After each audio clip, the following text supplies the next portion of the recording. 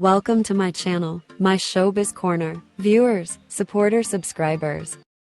Hello 18, welcome back to my channel. Thank you for clicking this video.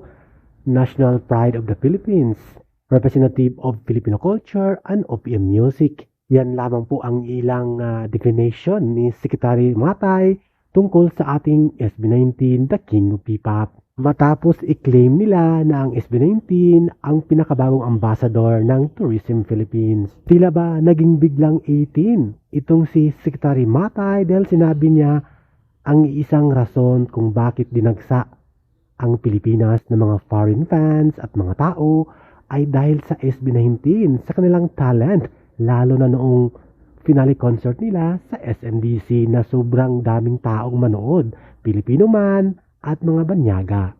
Isipin nyo, sold out ang buong festival ground ng SMDC, sobrang lawak yon at napuno yon ng dahil sa SB19.